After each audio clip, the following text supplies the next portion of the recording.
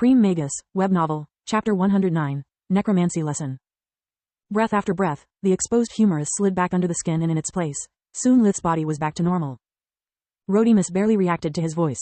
Seeing her comrades die, being helpless while Melia was tortured, all of it had been a terrible experience. But seeing Ragul's metamorphosis, smelling his stench of death and decay had been too much. She hadn't bit her tongue only because of the gag, but had screamed the whole time nonetheless. She knew that after Lith's death it would be her turn to be eaten alive.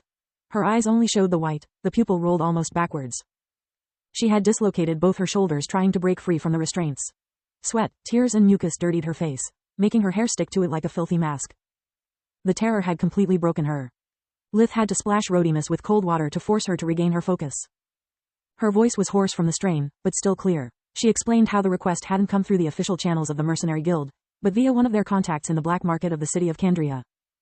According to the books in Solispedia, it was simply a market town, the nearest trading hub to the academy. The contractor was a merchant, but the odd request coupled with the high reward had made the mercenaries suspicious. After taking a considerable down payment, they had investigated the matter, discovering that the merchant was just a middleman. According to their sources, he served the powerful and noble Andros family, famous for its centuries-old magical legacy. At that point, they only had two choices: return the money and back off from the job, or get involved in the political struggle. Sobbing, Rodimus told how she had voted for the former option, but had been outnumbered, because the pay was too good and the risks seemed minimal at the time. Lith didn't know what to do. Her story would have been much more significant, if he could do anything about it. The odd thing was that since he had created his own version of the Frankenstein's monster, the feeling of impending failure had disappeared. That's not all, Rodimus managed to say after some stuttering. Since we managed to get in and out of the forest many times, after complimenting with us, our contractor gave us another task. We were supposed to deliver a package tomorrow.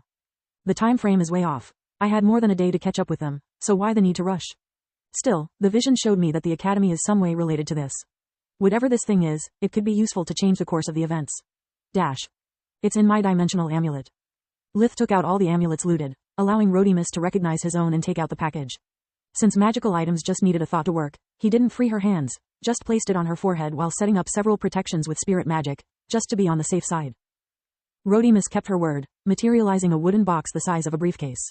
It had no particular markings or insignia. The only remarkable thing about it was the lock. It was placed along the narrow and long side of the box, and it consisted of an octahedron-shaped stone, with several runes engraved all around it, forming a spiral. Using invigoration, Lith was capable of examining its pseudo-core. It's nothing I have ever seen before. I bet everything I do not have that without the proper code it will self-destruct, explode or something.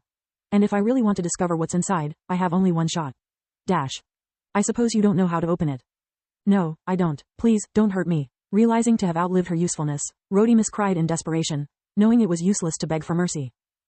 A deal is a deal. Lith double-tapped her head and heart with bullet-sized icicles, making sure she wouldn't suffer. He was about to leave, when a thumping sound made him turn around, ready for combat despite his mental exhaustion. To his surprise, it was just the young BYK, again. You do really have a talent for escape. How those hunters managed to corner you is a mystery to me, Lith said with an angry tone. Both times he had needed help, the BYK had disappeared leaving him in hot waters. In Lith's eyes, that made it persona non grata. Dude, that's harsh. After you rescued me, I was scared shish *Telis. Besides, you didn't seem to need any help. This time I didn't run away, I went for help. You have no idea how long it took to reach my mom. Your mom? Yeah, according to your definition, she is my best friend. And I wouldn't have delayed my departure for a mere human, if not for the fact that you saved my cub and was so stupid to lose control of your own necromancy spell. Hence, as part of your reward I'll teach you how not to endanger yourself and others with darkness magic. The BYK mother was an enormous beast, at least 8 meters, 5 feet 11 inches tall at the shoulder, with a weight close to a ton. Its fur was deep brown with shades of black all over. Lith was about to defend himself, explaining that it wasn't a spell, as much as an experiment, when he realized what had happened. Delay the departure? So that's why I needed to make haste. All that's happened was just a step to speak with this BYK? The BYK mother moved closer, sniffing at him with curiosity. You look like a human, but there's something different from the others I have met so far. What's your name, cub? Scourge. Lith deemed wiser using the name bestowed upon him by the Tron Woods as kings. If the BYK mother knew humans, he had to protect his identity. Strong name for someone so young. It snorted. A BYK name, even. That's a good omen. I'm Kala, and that's my youngest one, Nock. Lith gave both a polite nod with the head. Listen well, cub, there is a reason if light and darkness magic are so scarce in nature, and that is because they are the strongest elements. Light nurtures life, according to legends, can even resurrect the dead or create new beings. Darkness, instead, is the element of death. It's not evil by itself, it's just that all living beings are scared of death, so they fear it. And fear can easily turn in spite and prejudice. Lith inwardly scoffed at those words. I have yet to meet someone, human or not, that doesn't consider the element they are best at as the strongest. As for light magic, is a great tool, but powerful is not the word I'd use to describe it. Convenient at best. Whatever, Soulless Mind rolled her eyes. Why you don't stay quiet and listen? When are we going to find again someone teaching us real magic? Dash. Kala stared at him for a second, sensing his disbelief. Tell me, Scourge, how many magical beasts have you met that use light magic?